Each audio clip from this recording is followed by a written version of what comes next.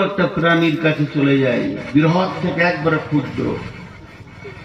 সেই প্রাণীটার নাম হলো পিপুলিকা।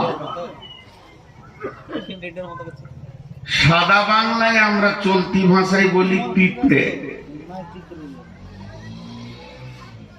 পিপুলিকা পিঁপড়ে। পিঁপড়ের কয়েকটি ভালো গুণ আছে। এই পানির বোতলটা আমাকে দে। তোকে অবশ্যই করা হয়েছিল 2 ঘন্টা পানি না খেলে মরে যাবে, এত বড় রোজা পার করলো, এই অভ্যাসটা করতে পারেনি।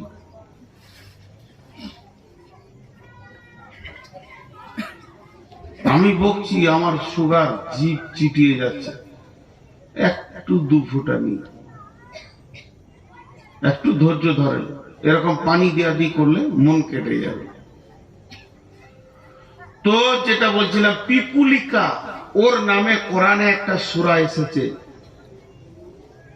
কি কাজ করেছিল? কি কাজ করেছিল? একটা জায়গায় ওদের ইউনিট থাকে, ইউনিট, ওদের দল থাকে। একটা জায়গায় যে দলটা তৈরি হয় 25 কোটি পিঁপড়ে থাকে। এদের মধ্যে কেউ বাসা বানায়, কেউ বাচ্চা পোষণ করে, কেউ ওদের মধ্যে আবার ফোর্স আছে, কামড়াবে, বিভিন্ন বিভাগ আছে। কিন্তু পিপুলিকাকে চলতে দেখেছেন আপনারা? পিপুলিকা চলতে দেখেছেন? আমি প্রশ্ন করছি, আপনাদেরকে উত্তর দেন। পিপুলিকা চলতে দেখেছেন? ভুল বলছি। পিপুলিকা দৌড়ে, আসতে চলে না। পিপুলিকা বলছে যারা চলে এরা হলো অলস, দৌড়ব, সঞ্চয় করব। ও ভবিষ্যতে সঞ্চয় করে। পিপুলিকা সর্দারকে মানে, সর্দার যেদিকে হেঁটেছে ওই দিকে হাঁটবে, মাঝে হাঁটবে। পিপুলিকার অনেক গুণ আছে। একটা পিপুলিকা কি বলছেন? বিসমিল্লাহির রহমানির রহিম।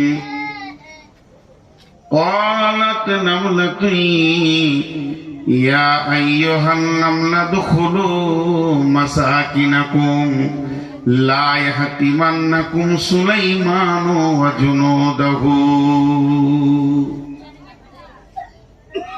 এই কথাটা কত ভালো লাগলো আল্লাহকে, কথাটা কত দামি হলো। সুলাইমানের দল বল, সৈন্য সামন্ত ঘোড়াতে সার হয়ে আসছে। এরই ভিতরে একটা পিপুলিকা দেখে ফেলেছে সুলাইমানের দল রাস্তা দিয়ে আসছে। তখন সে এলান করছে, ইয়া আইয়ুহান নামলা দুখুলু মাসাকিনাকুম, হে আমার পিপুলিকার দল, তোমরা তাড়াতাড়ি গর্তে আশ্রয় নিয়ে নাও। এখন আসছে সুলাইমানের দল। লা ইয়াতিমান্নাকুম সুলাইমান ওয়া জুনুদাহু, সুলাইমান এবং তার দল তোমাদেরকে চোখে স্বাভাবিকভাবে দেখতে পাবে না, ইহতিমাত করতে পারবে না, তাদের চলমান কাফেলাকে ব্রেক করবে না। অতএব ঘোড়ার খুঁড়ে তোমরা পদপিষ্ট হয়ে মারা যাবে। অতএব তোমরা গর্তে ঢুকে যাও। সুলাইমান কথাটা বুঝছেন, হেসেছিলেন। আর আল্লাহকে কত ভালো লাগলো, আল্লাহ কোরআনে তুলে দিলেন জিবরাইলকে দিয়ে, যাও নবীকে বলে দাও এটা পিপুলিকাতে বলেছিল। একটা পিঁপড়ে জাতির চিন্তা করে, একটা মুড়ি যদি আপনি ফেলে দেন, একটা পিঁপড়ে আসবে, দ্বিতীয় জন আসবে, তৃতীয় জন আসবে, পিঁপড়ে কাউকে তাড়বে না, চল সবাই ভাগ করে খাবো। জায়গা পেয়েছে না, একজন ঘাড়ে চড়েছে, ওকে বলবে না নেমে যায়, তুইও ভাগ পাবি, চল। পানিতে ভেসে গেলে একে অপরকে ধরে, তারা ইউনিটি ক্ষমতা খুব রাখে। শুধু তাই নয়, ওই পিপুলিকা খাবারটা যখন নিয়ে যাবে একে অপরকে তাড়ে না। এর বিপরীত হলো কুত্তা। যদি একটা হাতি মরে যায়, 20 বছরে শেষ করতে পারবে না, তারপর আরেক কুত্তাকেও লাগতে দিবে। আগে তেড়ে আসবে, তারপরে তুই কি খাবি? তা আল্লাহ তাবারক ওয়া তাআলা এইটাকে কোরআনে দিলেন কেন? এর থেকে আমি কি ওষুধ নিব? আমার আমার আমার জীবনে আমি কি তাবলীগ পাবো এখান থেকে? আল্লাহ বলতে চাইছেন, মানুষ, হে ইনসানের দল, তোমাদেরকে সুন্দর অবয়ব দিয়ে আমি বানালাম, তোমাদেরকে আমি নিজের হাতে বানালাম, তোমাদেরকে আমি চেতনা, উদ্দীপনা, বিবেক, বিবেচনা দিলাম, তোমাদের ভিতরে আমি নানান উপকরণ দিয়ে তোমাদেরকে এত সুন্দর বানালাম। হে মানুষ, তুমি পিপুলিকার কাছে টিউশনি নাও, পিপুলিকার কাছে পড়াশোনা করো। একটা পিঁপড়ে জাতির জন্য পেরেশান হয়ে গেছে, সে নিজে বেঁচে গেলেই যেত তা নয়, সে জাতির জন্য এত পেরেশান। পিঁপড়ে চাইছে আমার জাতি যেন পদপিষ্ট হয়ে না মরে যায়, আমার কম, আমার গোত্র যেন না মরে যায়, এটা আমার দল। হে মানুষ, তোমার কি বিবেকটা বলে না আমি যে পাড়াতে বাস করি, আমি যে গায়ে বাস করি, তারা 25 কোটি পিঁপড়ে আছে, আমরা 2,500 মানুষ এখানে বাস করি, একজন আর একজনের উপকারের জন্য চলে যাব। উপকার ফিদ দুনিয়া, উপকার বিদ দুনিয়া, দুনিয়ার উপকার সেটা কেমন? উপকারটা কেমন? এই দুনিয়ার উপকার হচ্ছে তার অসুখ বেসুখ হয়েছে খবর নিব, তার কাছে আমি হেল্প করব, তাকে আমি তার পাশে দাঁড়াবো। বিশ্ব নবী ব্যাপারে সচেতনতা দিয়ে দিয়েছেন। ওই ব্যক্তি মুসলমান নয়, ওই ব্যক্তি মুসলমান নয়, ওই ব্যক্তি মুসলমান নয়, ওই ব্যক্তি মুসলমান নয়, 3 বার বলেছেন, ওই ব্যক্তি মুসলমান নয়, ওই ব্যক্তি মুসলমান নয়। যে ব্যক্তি এ কথা জানার পর নিশ্চিতে শুয়ে গেল যে আমার প্রতিবেশী আজকে খেতে পাইনি।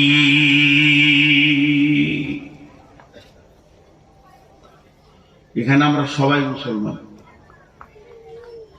কিন্তু আপনার প্রতিবেশী না খেয়ে আছে আজকে, এই খবরটা যিনি জেনে নিশ্চিন্তে শুতে পেরেছেন, আমি জজ নই, এই ফাইসালা দিয়েছেন চিফ জাস্টিস নবী মুহাম্মদুর রাসূলুল্লাহ সাল্লাল্লাহু আলাইহি ওয়াসাল্লাম। ও মুসলমান না, কালেমা পড়েছে, নামাজ পড়ে, হজ করেছে, যাকাত দেয়, রোজা পালন করেছে, তারপরও বিশ্ব নবী বলছে মুসলমান নাই। তাহলে পিপুলিকার কাছ থেকে জ্ঞান লাও। আর যদি তুমি আখেরাতের উপকার করতে চাও, তুমি যদি আখেরাতের উপকার করতে চাও, গভীর রাত্রিতে নির্জন অবস্থায় দরজায় গিয়ে ধাক্কা দাও। এ গুণ নবী মুহাম্মদ সাল্লাল্লাহু আলাইহি সাল্লামের ছিল, এ গুণ হযরত ওমর ফারুক রাদিয়াল্লাহু তাআলা আনহু দেখিয়ে গেছেন। দরজায় ধাক্কা দাও, ভাই আব্দুল করিম রে ভাতিজা, তুমি মসজিদে যাও না, আমার মনে বড় ব্যথা হয়, তোমাকে দেখে আমাকে বড় ভালো লাগে, তুমি আমার কত কথা শোনো, তোমাকে এখনই যদি কোনো কাজে পাঠাই তুমি এখনই দ্রুত গতিতে দৌড়বে, তুমি না বলবে না আমি যে উপকার তোমার কাছ থেকে পাই। কিন্তু মসজিদে না গেলে রে বাবা, কিয়ামতের দিন জাহান্নামের ফেরেশতা তোমাকে টানবে, সেদিন আমি সহ্য করতে পারবো না রে বাবা, মসজিদে তুমি চলো। ও আমার মা, ওরে আমার বৌমা, ওরে আমার খালা, তুমি পর্দার ভিতরে ঢুকে যাও। আমাকে দুনিয়াতে নিজের জাতিকে একদিকে পৃথিবীর কষ্ট থেকে বাঁচানোর জন্য, আর একদিকে কিয়ামতের ময়দানে জাহান্নাম থেকে বাঁচানোর জন্য আমি যেন জাতির জন্য পেরেশান হয়ে যাই, আমি নিজেকে ওয়াকফ করে দিই জাতির জন্য, আমি বলিষ্ঠ হয়ে যেন দাঁড়িয়ে যাই। তো আল্লাহ তাবারাক ওয়া তাআলা বলছেন, কুনতুম খায়রা উম্মাতিন, তোমরা তোমরাই হলে শ্রেষ্ঠ উম্মত উখরিজাতি লিন্নাসি, তোমরা মানুষের জন্য বেরিয়ে যাবে। তা'মুরুনা বিল মা'রুফি ওয়া তানহাউনা আনিল মুনকারি ওয়া তু'মিনুনা বিল্লাহ, তোমরা সৎ কাজের আদেশ করবে, অসৎ কাজের নিষেধ করবে এবং আল্লাহর উপরে কামিল ঈমান আনবি।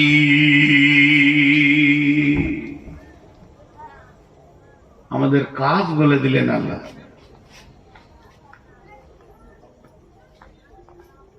কম, জি, কম মানে গোষ্ঠী, কম মানে গোত্র, কম খানদান। আপনাদের বিরক্ত লাগছে নাকি? পানি খেতে দিন, রাগ করলেন নাকি? আর একটু বিয়াদ রিংটাল হুঁশ কম, সবর করেন। শহরে অনেক সম্পদ পাওয়া যায়। বিরক্ত হচ্ছেন নাকি? কমের মানে করলাম, পৃথিবীতে যতগুলি নবী এসছেন, কেউ বলে 1.5 লাখ, 1,24,000, কম বেশি যা এসছেন একরিটি গণনা কেউ বলতে পারবে না। কোরআনে 30 থেকে 40 জন নবী হাদিসের পাতাতে পাওয়া যাচ্ছে, যাদেরকে আল্লাহ মজবুত ভাবে যাদের বর্ণনাগুলো করেছেন। তবে কম বেশি 1.5 লাখ ধরে, 1,24,000, একরিটি কোনো গণনা নাই। তার মধ্যে একটা নবীকে এক পাশে রাখেন, সেটা হলো নবী মুহাম্মদুর রাসূলুল্লাহ। ইনি নবীদের নবী, নবীদের ইমাম। বাকি যতগুলো নবী ছিলেন, যত রসুল ছিলেন, তাদের যুগে যে মানুষগুলো বেঁচে ছিল তাদেরকে বলা হয় কওমে মূসা, কওমে হুদ, কওমে লূত, কওমে সালেহ, কওমে ঈসা, কওমে হারুন, কওমে দাউদ, কওমে সুলাইমান। উম্মত শব্দটা তাদের পেছনে লাগানো। উম্মত শব্দটা পেয়েছে কে? উম্মতে নবী মুহাম্মদ সাল্লাল্লাহু আলাইহি ওয়াসাল্লাম। নবী মুহাম্মদ সাল্লাল্লাহু আলাইহি সাল্লামের আমরা উম্মত। তাহলে কম আর উম্মত দুটো শব্দের পার্থক্য কি? কম হলো গোষ্ঠী বা খানদান, আর উম্মতের শব্দ আলাদা। উম্মত শব্দের অর্থ হলো একটা, বলি আপনাদেরকে, নেতা, ইমাম, পরিচালক। দেখেন আমাদের দাম কত, আমরা সবাই নেতা, সবাই নেতা, সবাই পরিচালক। আর অন্য নবীদের জামানায় তাবলীগের সিস্টেম কি ছিল? তাবলীগ কে করবে না নবী করবে, কম করতে পাবে না, এরা সাথে যাবে, ওকে সাহায্য করবে। যখন হযরতে মূসা আলাইহিস সালাম তোতলা হয়ে গেছিলেন, কথা ভালো বলতে পারতেন না, তো আল্লাহকে বললেন, আল্লাহ তুমি আমার ভাই হারুনকে আমার সাথে দাও, সে আমার হয়ে কথা বলবে, নিয়ে তাবলীগ করব দুই ভাইয়ে। তো আল্লাহ তাবারাক ওয়া তাআলা বললেন, নবী মূসা তুই হলি নবী, তোর ভাই হারুন নবী নয়, এ কাজ ওর নয়। ওকে আগে নবুয়তি দিব, তারপরে তোর সাথে পাঠাবো। নবুয়তি দিল, তারপরে পাঠালো, ভেজাল চুকে গেল। কিন্তু আল্লাহ তাবারাক ওয়া তাআলা রাসূল কি বলে গেলেন? লা তাহজান ইন্নাল্লাহা মা'ানা। একটা কথা। 2 নম্বর বললেন বাল্লিগু আন্নি ওয়ালাউ আয়া। 3 নম্বরে বিশ্ব নবী বললেন মান আতাআনিহি ফাদাখালাল জান্নাহ ওয়া মান আসাআনিহি ফাকাদ আবা। আল্লাহ তাবারক ওয়া তাআলা রাসূল বলছেন, যেদিন হযরতে মুসা আলাইহিস সালামকে ফেরাউনের দল তাড়তে শুরু করেছে, যেমন আপনাদের পেছনে নদী ওই রকম নীল নদের কাছে গিয়ে পৌঁছালো, তখন ফেরাউনের দল বলছে, ও নবী মুসা, ঈমান এনেছি ঠিক আছে, কিন্তু মরার জন্য আসিনি। নবী মুসা বললেন, লা তাহজান ইন্নাল্লাহা মানি। হে আমার কম, তোমরা যারা আল্লাহর উপরে ঈমান এনেছো, তোমরা কালেমা পড়েছো লা ইলাহা ইল্লাল্লাহ মুসা কালিমুল্লাহ, তাহলে শুনে নাও, তোমাদের কোনো চিন্তা নাই, আমি নবীর সঙ্গে আল্লাহ রয়েছেন, আল্লাহ আমার সাহায্য করবেন, অতএব তোমরা কোনো বিপদকে বিপদ মনে করবে না, নীল তোমাদের কিছুই করে নিতে পারবে না। আমি নবী মুহাম্মদ আমি নবী মুসা কালিমুল্লাহ, আল্লাহর কালাম করনে वाला, আল্লাহর সাথে বাত করনে वाला তোমার সঙ্গে রয়েছি। কিন্তু যখন গারে শহরে আল্লাহর নবী যখন হিজরতে বের হয়ে গেলেন, মক্কা ছাড়ার পালা পড়লো, মদিনা যেতে হবে, এমন সময় গারে শহরের ভিতরে ঢুকে আছেন, কে আছেন না নবী মুহাম্মদ সাল্লাল্লাহু আলাইহি সাল্লাম আছেন, সঙ্গে কে আছেন, আবু বকর সিদ্দিক রাদিয়াল্লাহু তাআলা আনহু আছেন, এরা দুইজনেই সেখানে রয়েছেন। এমন সময় আবু বকরের মুখটা ফ্যাকসা হয়ে গেছে, আল্লাহর নবী বললেন, লা তাহজান ইন্নাল্লাহা মা'ানা। আল্লাহর নবী বলেন, আবু বকর রে, তুমি চিন্তা করো না, তোমার আমার সঙ্গে আল্লাহ রয়েছে। তাহলে দুইটা নবীর কথার কত পার্থক্য। প্রথম নবী মুসা বললেন, আমার সঙ্গে আল্লাহ রয়েছে, আমার সঙ্গে রয়েছে, কারণ আমার সঙ্গে রয়েছে। আর বিশ্ব নবী বলছেন, আমাদের সঙ্গে রয়েছে। তার মানে উম্মত হওয়াতে কত লাভ। নবীর সঙ্গে যেমন আল্লাহ, নবীর উম্মতের সঙ্গে তেমনি আল্লাহ। আর ওদের নবীর সঙ্গে আল্লাহ কমকে সাহায্যকারী হিসেবে পাঠানো হয়েছিল। আল্লাহ ওদের নবী বলে দেবেন, তারপরে আল্লাহ তার সাহায্য করবেন। অতএব এত পার্থক্য। আমাদেরকে কেন এই সম্মানে দেওয়া হলো, এতটা উঁচু পর্যায়ে কেন আনা হলো? কারণ শুনেলেন, আল্লাহ একমাত্র দাওয়াতে তাবলীগের সঙ্গে রয়েছে। তাবলীগ যে করবে তার সঙ্গে আল্লাহ থাকবে। ওদের মুসা তাবলীগের দায়িত্ব ছিল, তাই আল্লাহ সাহায্যকারী হিসেবে ছিল। ইল্লা তানসুরুহু ফাকাদ নাসারাহুল্লাহ। ওদের কওমে তাবলীগের দায়িত্ব ছিল না, অতএব তাদের সঙ্গে আল্লাহ ওই রকম তাবলীগী সাহায্য হিসেবে ছিলেন না। এমনি আল্লাহ বান্দা বান্দা আল্লাহ হিসেবে আল্লাহ আছেন। কিন্তু আমরা উম্মত কেমন? আমরা যে নবীর উম্মত, আল্লাহ রাসূল বলে দিয়েছেন, বাল্লিগু আন্নী ওয়ালাউ আয়া। তোমার কাছে যদি একটা আয়াত থাকে তুমি পৌঁছিয়ে দাও, তোমার কাছে যদি একটা শব্দ থাকে তুমি পৌঁছিয়ে দাও, তুমি যদি একটা ঈমান আকীদার কথা জানো তার একজনকে পৌঁছিয়ে দাও। তার মানে আমরা দায়িত্ব পেয়ে গেলাম। এর জন্য কোরআন বলছেন, কুনতুম খায়রা উম্মাতিন। একটা, দুটা, তিনটে, চারটা, পাঁচটা, ছটা, 1000, 2000, 20000, 50000, 1 লাখ, 1,10,000, 1,20,000, 1,24,000, 25,000, 30, যতগুলো কম পৃথিবীতে চলে গেছেন, যতগুলো নবী পৃথিবীতে চলে গেছেন, সমস্ত নবী সমস্ত কমকে উম্মত বলা হয়নি। তাদের খায়র মানে হলো ভালো, তাদেরকে ভালো বলা হয়নি, খারাপও বলেননি। কিন্তু আমাদেরকে বলা হয়েছে, কুনতুম খায়রা উম্মাতিন।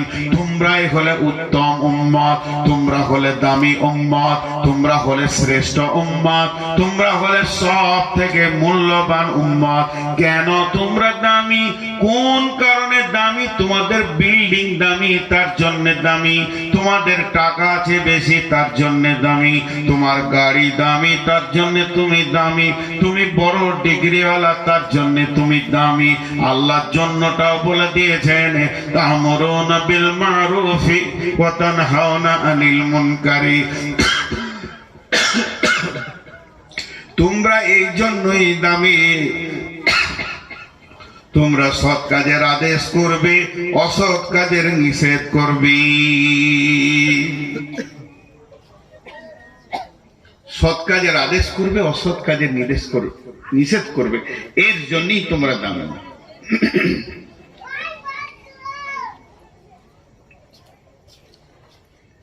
আমাদের দাম হওয়ার কারণ ওইটাই। ওই কারণ থেকে যদি আমি সরে থাকি তাহলে তো আমি দামি নয়। ওই কারণটা থেকে যদি আমি সরে থাকি তাহলে আমি দামি নয়। জি, আজকে আমাদের অবস্থা কি মা বোন? একটু ভাবি, আজকের মেয়ে সেই দিনের মেয়ে।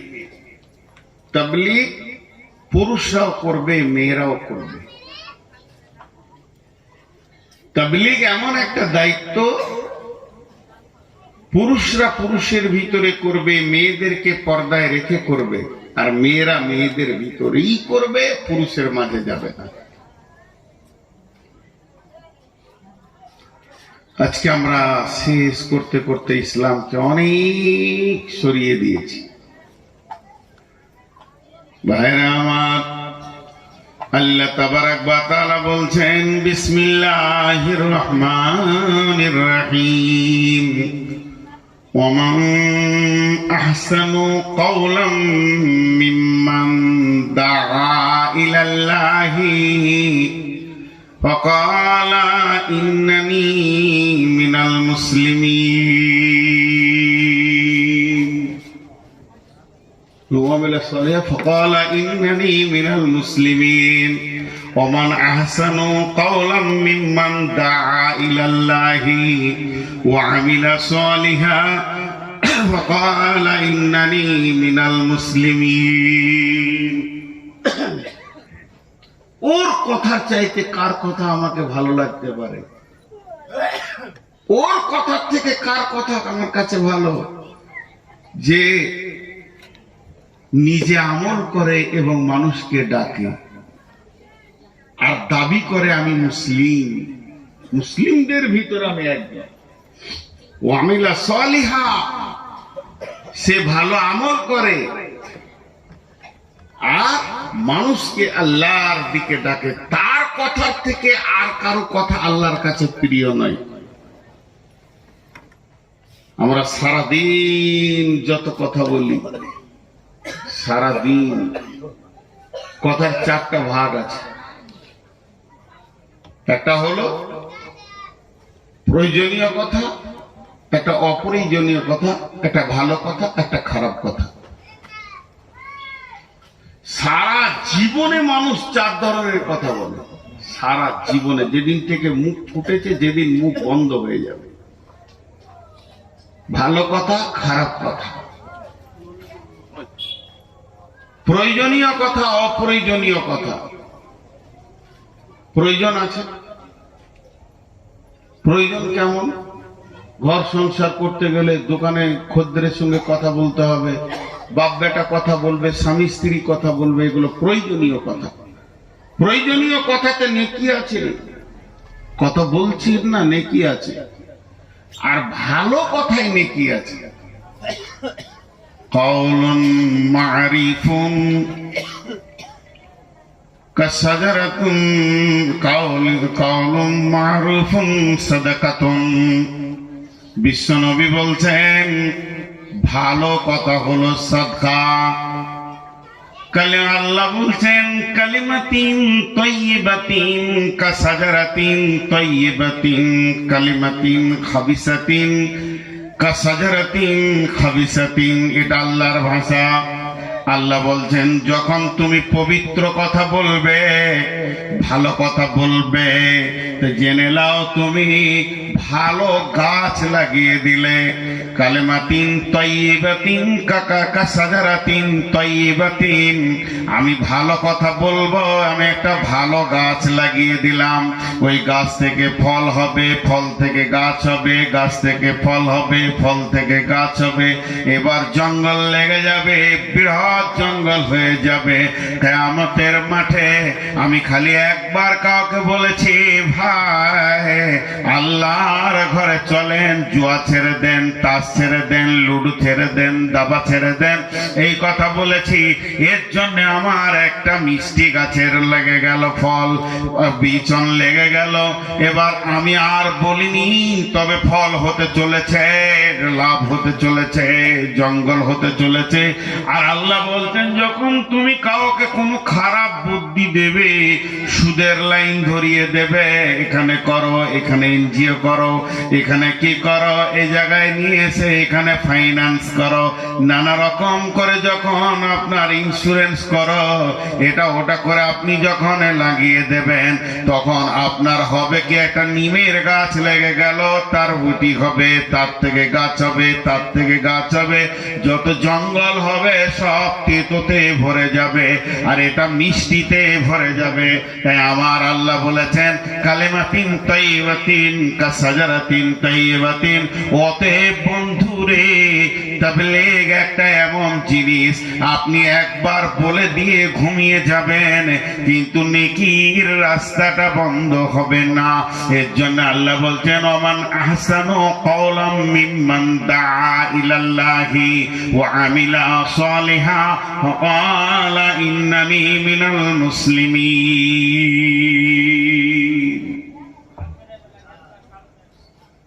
সূরা আসরটাতে একটা উদাহরণ দিব, বহুত লম্বা তফসির আছে, শুধু আসর শব্দটাকে নিয়ে তফসির করলে অনেক সময় যাবে।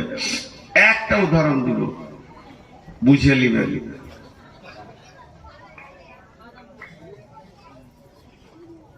আল্লাহ তাবারাক ওয়া তাআলা বলছেন, বিসমিল্লাহির রহমানির রহিম, ওয়াল আসরি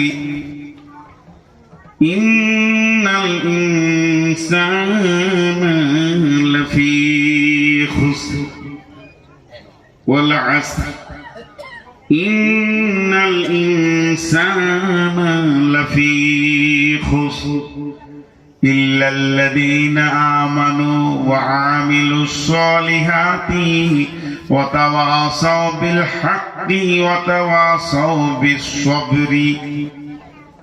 দেখেন, আল্লাহ আসরের কসম খেয়েছেন, এই অক্তটা বড় মূল্যবান, এই অক্তে ফেরেশতা চেঞ্জ হয়, এই অক্তটা বড় মূল্যবান।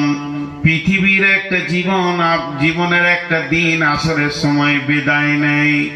আল্লাহ কালকে নিয়ে অনেক কথা বলেছেন, আল্লাহ দুটি সূরা রেখেছেন ওয়াক্তের উপরে, একটার নাম ফাজর, একটার নাম আসর।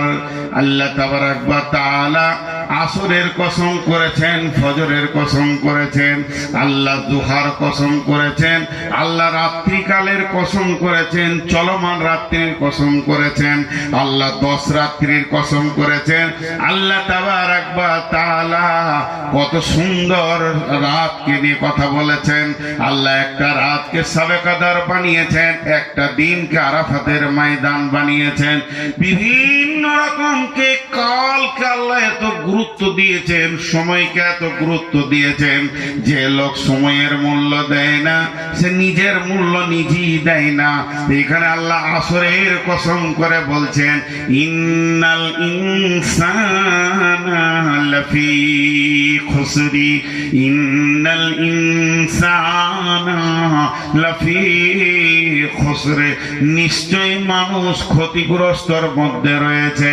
এখানে কোন জাতিকে বলা হয়নি, মুসলমান বলা হয়নি, হিন্দু, জৈন, খ্রিস্টান, বৌদ্ধ আপনার বলা হয়নি, এখানে কোনো মেনশন করা হয়নি। হানফি, সাফি, মালিকি, হাম্বলি, দেওবন্দি, শিয়া, সুন্নি, কাদরিয়ানি, চিশতিয়ানি, নকশবন্দি, ছোটর মিতর, রাজমিস্ত্রি, লিভার, ড্রাইভার বলে কিছু বলা হয়নি। এক কথায় আল্লাহ বলেছেন, ইন্নাল ইনসানা, সারা পৃথিবীর বুকে যত মানুষ রয়েছে হয়েছে লাফি খুসরি, তারা ক্ষতিগ্রস্তর মধ্যে ডুবে রয়েছে।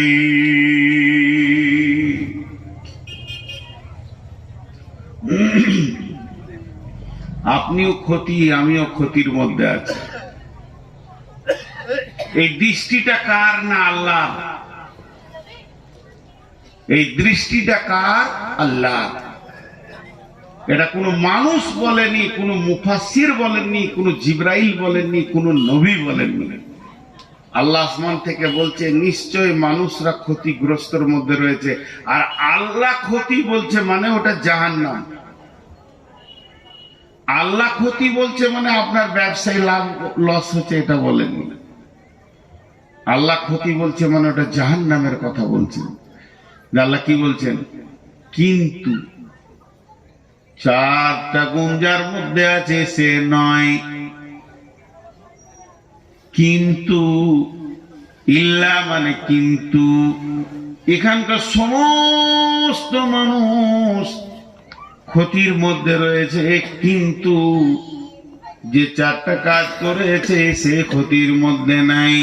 ইল্লাল্লাযীনা আমানু, যে ঈমান এনেছে, ওয়া আমিলুস সলিহাতি, ভালো আমল করেছে, ওয়া তাওয়াসাউ বিল হাক্কি, একে অপরকে হকের দাওয়াত দিয়েছেন, ওয়া তাওয়াসাউ বিস সবরি, আর একে অপরকে সবরের দাওয়াত দিয়েছে।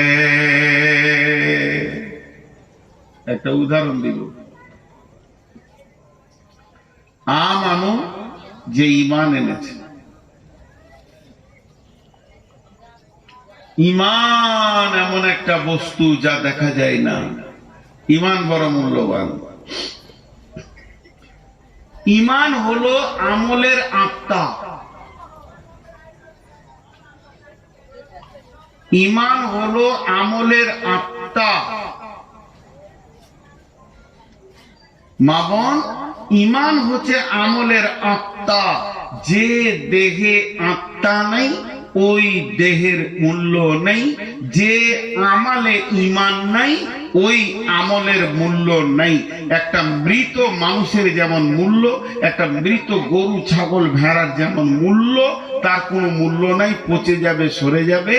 যে পৃথিবীতে সমস্ত আমল করবে কিন্তু ঈমান রাখলো না, জেনে নিতে হবে ও মৃত, ওর আমল কাজে লাগবে না, ওর আমল কাজে লাগবে না। ঈমানবিহীন আমল কোনো কাজে লাগবে না। আমলে ছুটি আছে, আমলে ছুটি আছে। আমলে কম বেশি হলে ক্ষতি নাই, কিন্তু ঈমানে ছুটি নাই, কম বেশি হলে ক্ষতি আছে। দুটি উদাহরণ দিব, মন দিয়ে শুনেন। আমরা এশার নামাজ পড়ে বসেছি, ফজর পর্যন্ত কোনো ফরজ নামাজ নাই। আপনি নফল যত পড়তে পারেন। ফজরের নামাজ পড়ে নিব, জোহর পর্যন্ত কোনো মুফতি, কোনো মুহাদ্দিস আপনাকে বলবে না যে আপনার নামাজ ফরজ আছে, এখন নফল পড়তে পারেন। জোহর পড়ে নিব, আসর পর্যন্ত ছুটি, আসর পড়ে নিব, মাগরিব পর্যন্ত ছুটি, মাগরিব পড়ে নিব, এশা পর্যন্ত ছুটি, এশা পড়ে নিব, আবার ফজর পর্যন্ত ছুটি। তার মানে দিনে 5 বার নামাজ। 1 মাস রোজা রেখেছি, সওয়ালে রোজা রাখেন, অসুবিধা নেই। কিন্তু 1 বছরে 11টা মাস ছুটি হয়ে গেল, আর রোজা ফরজ নেই। কয়েকশো কোটি টাকার আপনি মালিক, একবার যাকাত দেবেন সারা বছরে, আর যাকাত দিতে হবে, ছুটি। আপনি হালাল খোর, হারাম খোর নন। হজ জীবনে একবার, সারা জীবন ছুটি, টাকা থাকলে 20 বার করেন। তাহলে হজ জীবনে একবার, যাকাত বছরে একবার। যদি আপনার মাল থাকে তো হজও তাই। 3 নম্বরে রমজান 1 মাস, 11 মাস ছুটি। আর আপনার কিনা নামাজ হলো দিনে 5 বার, মধ্যখানে ছুটি। তো ঈমান কতক্ষণ? যেমন আমি নামাজ পড়তে গেলাম, টুপিটা লাগালাম, সালাম ফিরলাম, টুপিটা খুলে নিলাম, তার মানে আমি যখন নামাজে যাব ইমানটা মজবুত করে নিব, সালাম ফিরবো আবার বেঈমান হয়ে সুদের বসে যাব, জি না। ইমানটা কখন ইমান এনেছি যেদিন মায়ের পেট থেকে পৃথিবীতে এসেছি, আমার কানে আজান পড়ে গেছে, যেদিন আমার জ্ঞান হয়েছে সেদিন আমি কালেমাকে বিশ্বাস করেছি, রাদিতু বিল্লাহি রাব্বান ওয়া বিল ইসলামি দীনান ওয়া বি মুহাম্মাদিন নাবিয়্যা ওয়া রাসূলা। আমি আল্লাহকে রব বলে মেনে নিয়েছি, ইসলামকে দ্বীন বলে মেনে নিয়েছি, এবং শেষ নবীকে আমি আখেরি পয়গম্বর মেনে নিয়েছি। এই ঈমানটা সকালে থাকবে, বিকালে চলে যাবে, 1 ঘন্টা ছুটি আছে, আধ ঘন্টা ছুটি আছে, জি না। এই ঈমানটা কত দূর নিয়ে যেতে হবে, ঈমানটা কবর পর্যন্ত পৌঁছাতে হবে। তখন আপনি কবরের ভিতরে ঈমানকে ঢুকিয়ে দিতে পারবেন, তখন আর আপনার টেনশন নাই, ঈমান আপনাকে জান্নাতে ঢুকিয়ে দেবে। ঈমানের কোনো ছুটি নেই। এখানে একটা পোল, ওইখানে একটা পোল, ওইখানে একটা পোল, ওইখানে একটা পোল। পোল গায়ে গায়ে লেগে নাই, কিন্তু তার লেগে আছে। তার যদি 1 ইঞ্চি কেনা হাফ ইঞ্চি কাটা থাকে তো বিদ্যুৎ যাবে না। তেমনি নামাজ রোজা সব ঈমানকে বাঁচানোর জন্য। তো ঈমান বেঁচে আছে মানে আপনার আমল পৌঁছাচ্ছে। এবার আমলে কম বেশি হলে চলবে, কিন্তু ঈমানে চলবে না। তার একটা উদাহরণ নেন, বিরাট বড় মসজিদ, বিরাট বড় মসজিদ, 80টা ফ্যান আছে, 62টা বাল্ব আছে। কত বড় মসজিদ! জুমার দিন 80টা ফ্যান আছে, 62টা বাল্ব আছে। দেখা গেল 3টি বাল্ব কেটে গেছে, চলে যাবে। দেখা গেল 4টা ফ্যান চলছে না, চলে যাবে, অসুবিধা হবে না। এগুলো হলো আমল কাজ। বাল্ব আলো দেবে, ফ্যান হাওয়া দেবে। 4 জন দিচ্ছে না আলো, 6 জন ফ্যান হাওয়া দিচ্ছে না, চলে যাবে, চলে যাবে, চলে যাবে। এগুলো হলো কাজ। আপনি নফল পড়তে পারেননি, সুন্নতে 2-1 বার ছাড়া গেছে, চলে যাবে, চলে যাবে, চলে যাবে, অসুবিধা নাই। নফল দান করতে পারেননি, হালকা করেছেন, চলে যাবে, চলে যাবে, চলে যাবে।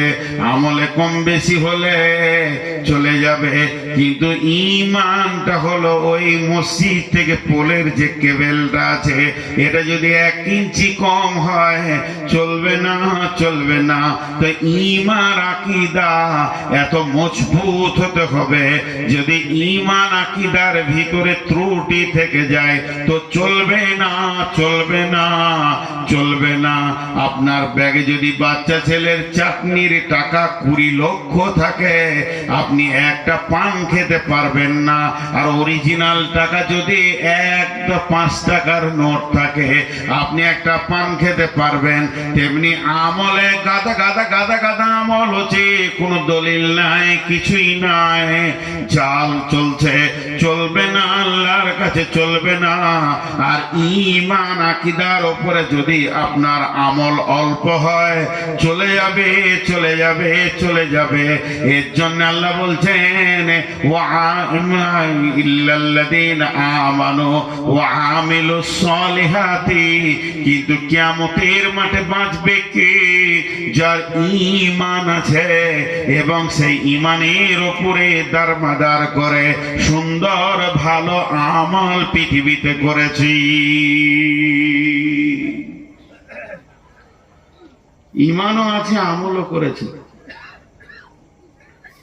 ঈমানও আছে, আমলও করেছে।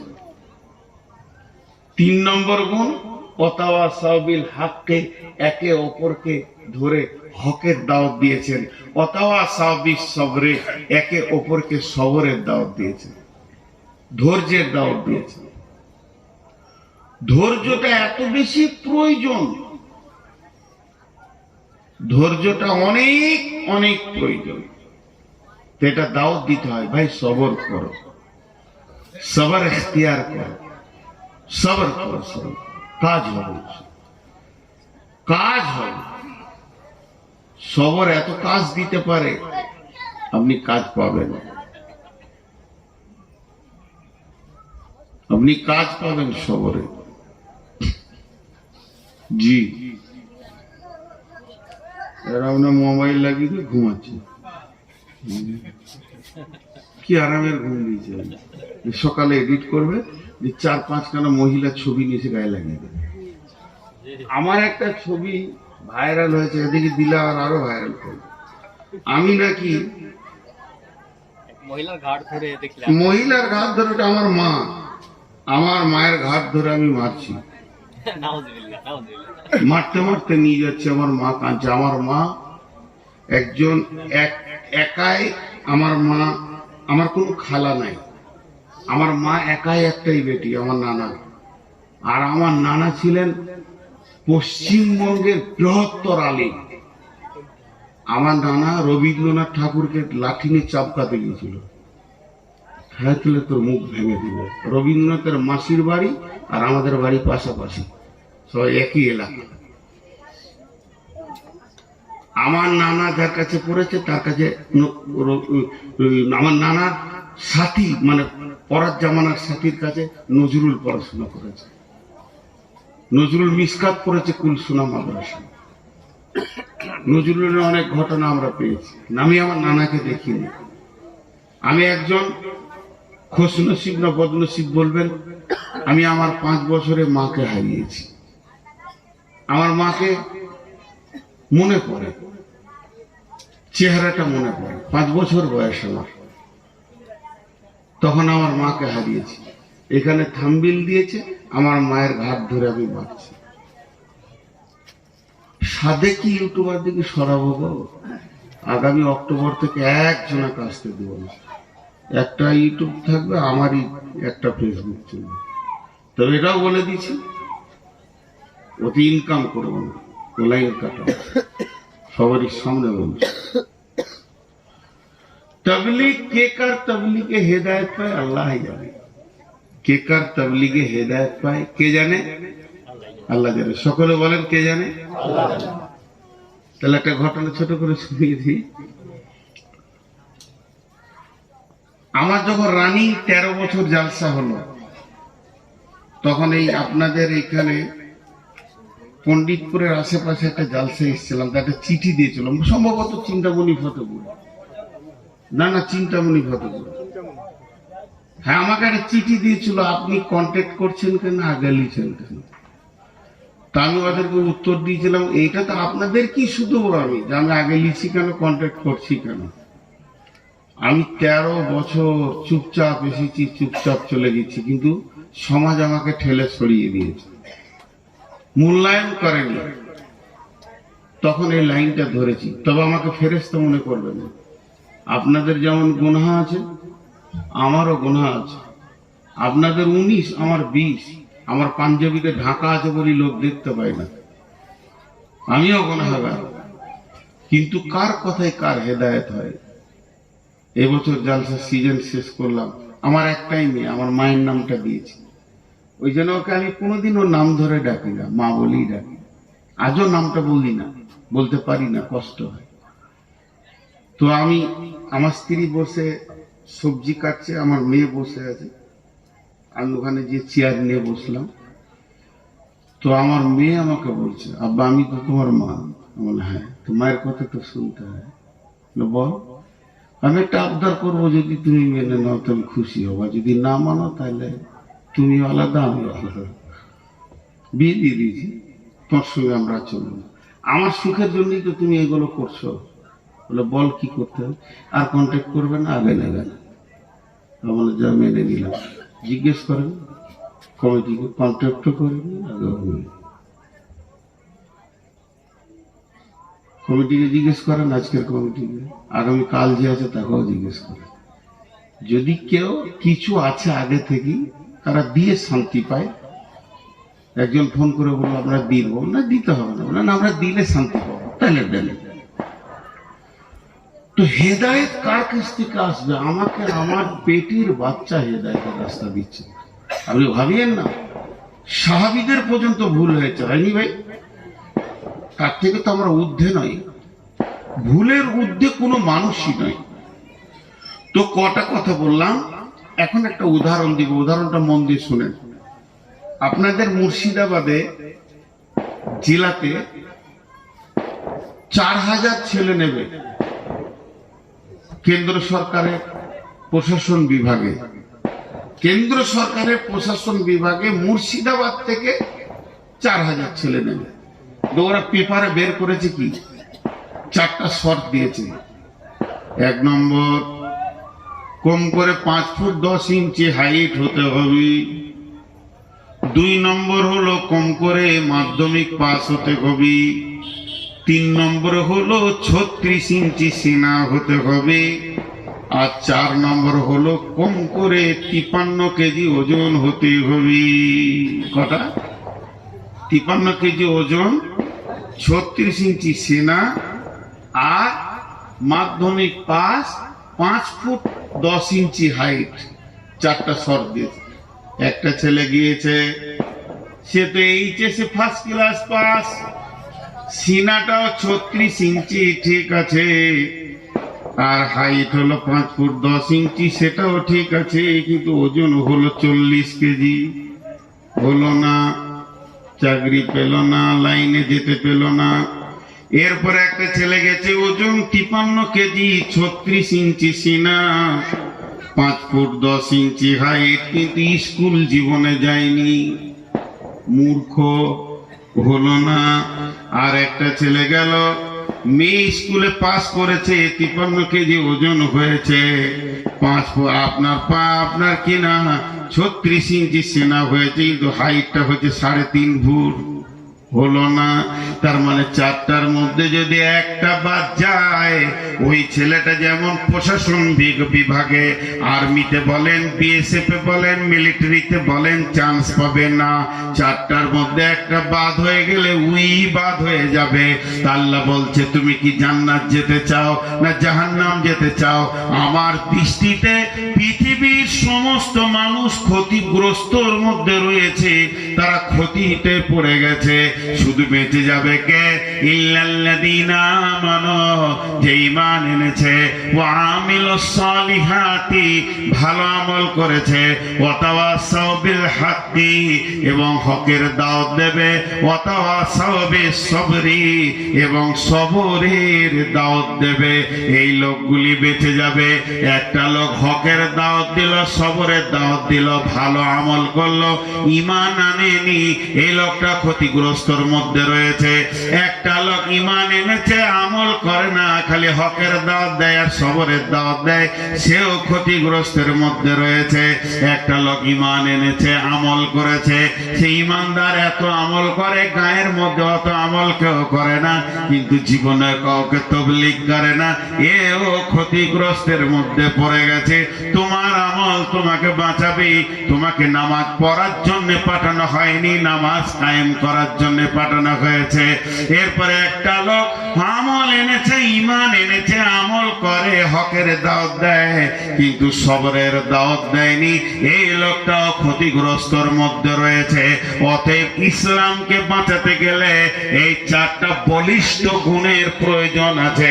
এই 4টা গুণ যদি না থাকে, বন্ধুরে, ইসলামকে বাঁচানো যাবে না। মেয়েরা তবলিগ করে কেমন করে? পুরুষরা তবলিগ করবে কেমন করে? জি, মেয়েরা তবলিগ করে না। সাহাবীটার নাম হচ্ছে আমর বিন জমুহ। সাহাবীটার নাম আমর বিন জমুহ। মাঝে একটা ছোট কথা বলিনি ভাই, বেয়াদবি মনে করবেন না, মাফ করে দিয়েন।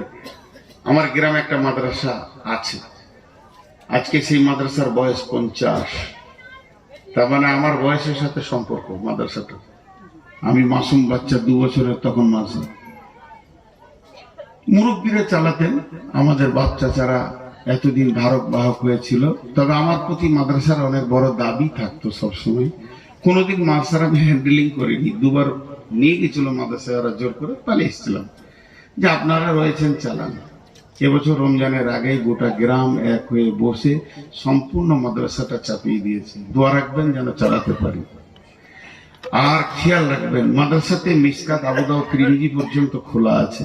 এই পর্যন্ত প্রায় 60-70টা ছেলে ফোন করেছে, আমি ফেসবুকে দিয়েছিলাম। মেধা দক্ষ ছেলে থাকলে পাঠাবেন, কারণ এই মাদ্রাসাটা পরিচালনা হবে কয়েকটি মাদানিকে দিয়ে। আপনার ছেলে যদি পড়ায় দুর্বল হয় কিন্তু রাখা যাবে না। ছেলে যদি মেধা হয়, চমক হয়, দুটি জিনিস পাবেন, ওর ভবিষ্যৎ উজ্জ্বল হবেই ইনশাআল্লাহ, আল্লাহকে ভরসা করে বলছি। কারণ ওখানে পড়াশোনা খুব কড়া। আগে গার্জেনকে মজবুত হতে হবে যে আমার ছেলে ওখান থেকে সরাবো না, 1 নম্বর। দ্বিতীয় নম্বর হলো আদর্শ ছেলে নেবেন তো আমার মানসায় পাঠান। আদর্শ, আমাদের বর্ধমানের ভাষা অনেক ভালো, সেখানে থাকলে কথাবার্তা চাল চলন ভালো হবে। এটা একটা কথা বলছি। আর দ্বিতীয় একটা কথা বলছি, সামনে হজের নিয়ত করেছি, হজে যাবো ইনশাল্লাহ। হজের পরে পরে আমার উমরার গ্রুপ যাবে। যদি কেউ আমার সঙ্গে উমরায় যেতে চান, সে আমার নম্বরে ফোন করবেন। সেইভাবে মক্কা মদিনা ঘুরিয়ে আপনাকে ঠিক জায়গায় উমরা করাবো, এটা নিয়ত করিলেন।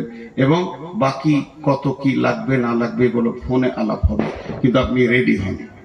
এখন অনেক এজেন্ট বেরিয়ে গেছে, অনেক দালাল বেরিয়ে গেছে, 80,000 70,000-এ নিয়ে যাচ্ছে, নিয়ে যান, কিন্তু রাখছে বহুত দূরে। খাওয়া দাওয়ার মান তেমন থাকে না, প্লেনে মাল বারবার চেঞ্জ করতে হয়। 15 থেকে 30 জন জমজমের পানিটা হায়দ্রাবাদে ফেলে চলে এলো, ডোমেস্টিক প্লেনে পানি তুলতে দেয়নি, অনেক ভেজাল আছে। তবে আমাদের বিমান হচ্ছে অনেক দামি, আমরা দামি বিমানে যাই, বেশিরভাগ এমিরেটস ইত্তেহাদ ব্যবহার করি, বিধায় আমাদের ওদের থেকে শুধু ভাড়াটাই 17,000 বেশি থাকে। দুটি কথা বললাম, মাদ্রাসায় মেধা ছেলে পাঠাবেন। আরেকটা কথা বললাম, হজ উমরা করলে খবর রাখবেন।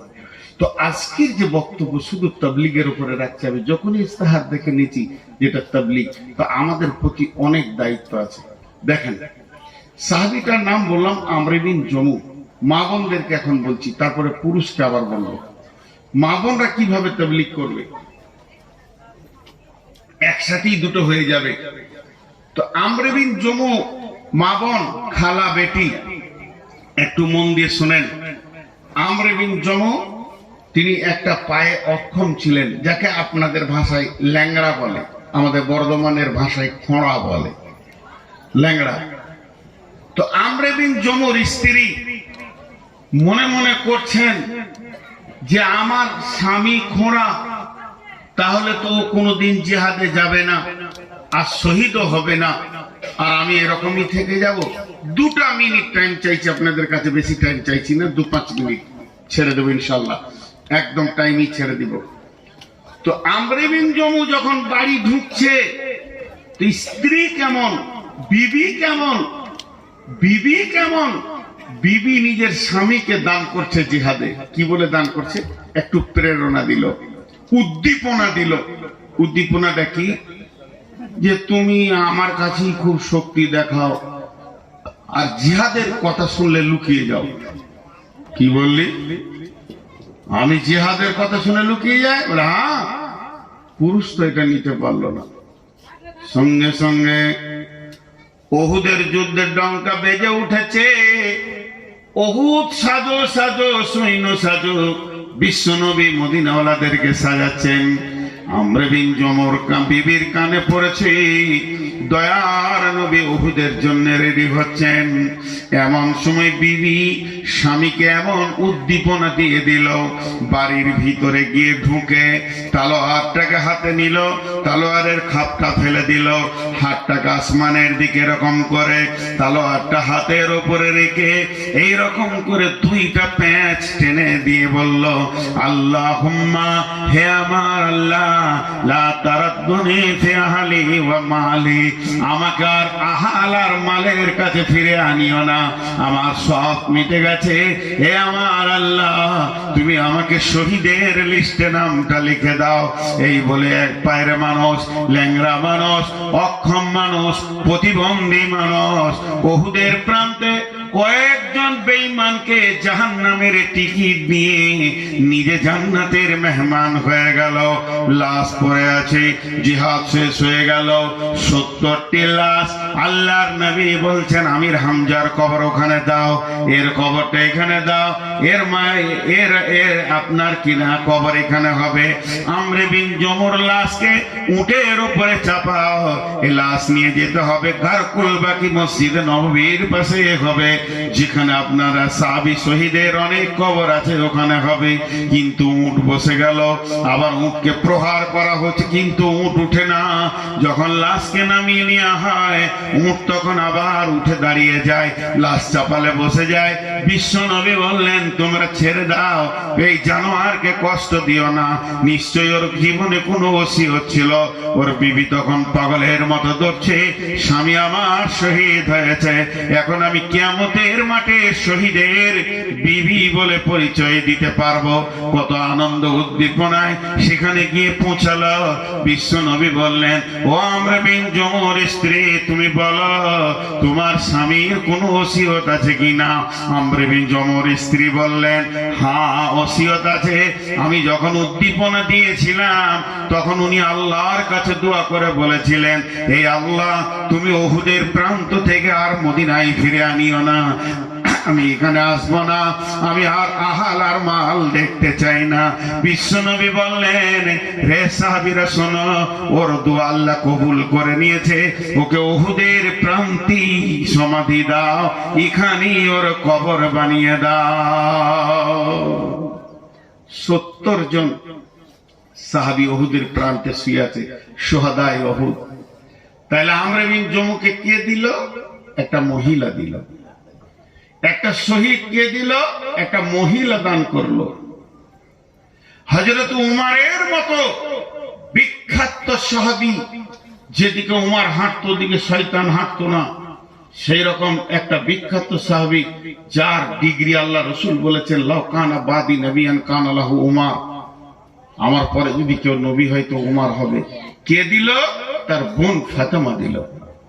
তার বোন ফাতেমা দিল।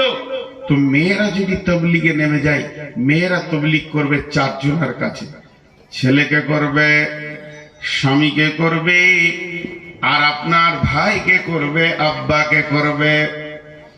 আমার মেয়ে আমাকে তবলিগ করেছে, আমর বিন জমুর স্ত্রী তাকে তবলিগ করেছে, আর হযরতে ফাতেমা রাদিয়াল্লাহু তাআলা আনহা, এই ফাতেমা রাসূলের বিটি নয়, এটা উমরের বোন ফাতেমা, অন্য ফাতেমা।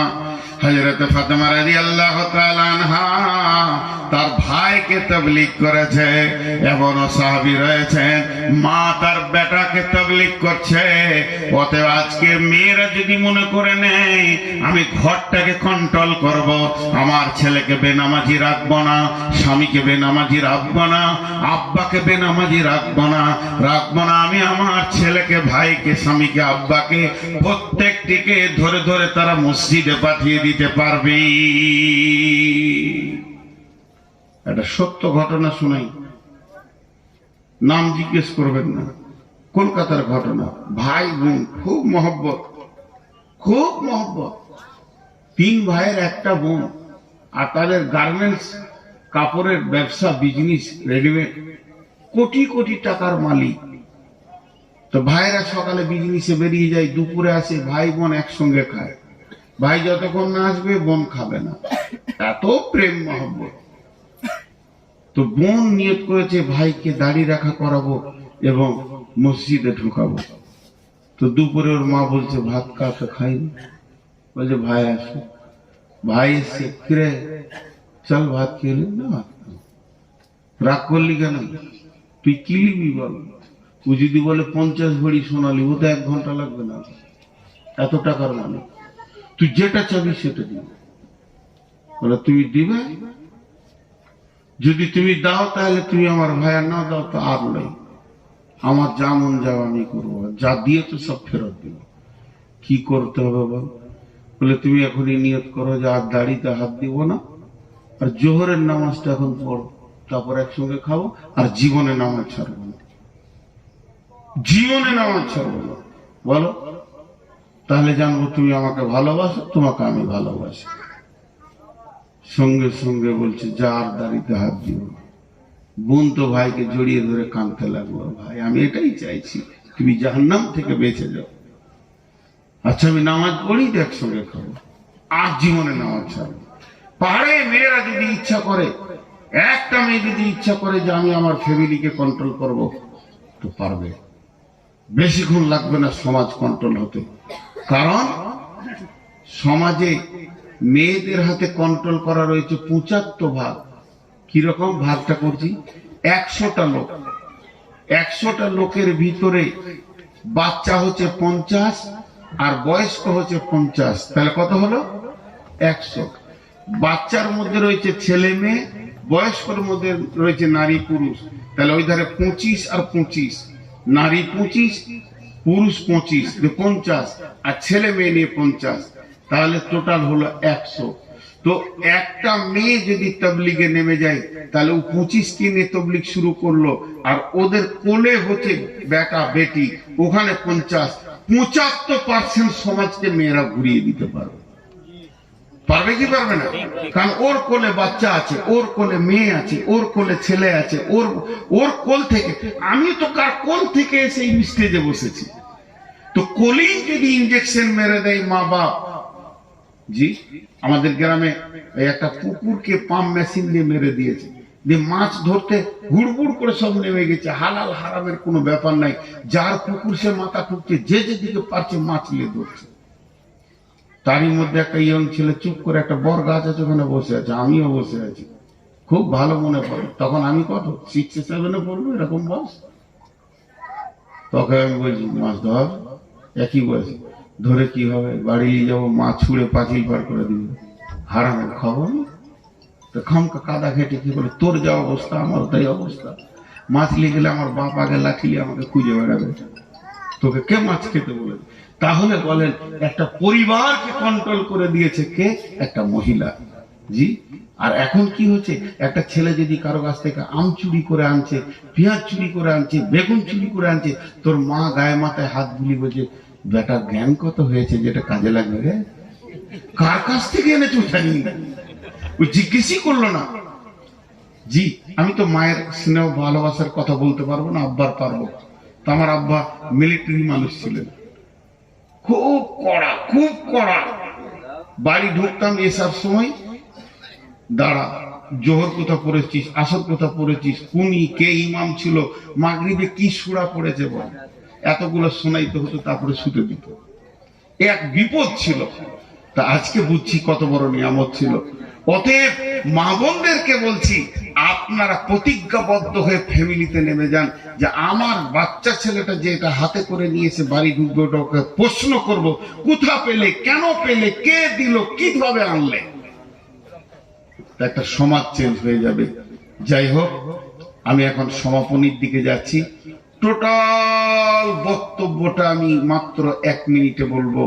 সেটা হলো কি, 1 নম্বর হচ্ছে আমরা তাবলীগের জন্য পৃথিবীতে এসেছি, আমাদেরকে তাবলীগের জন্যই পাঠানো।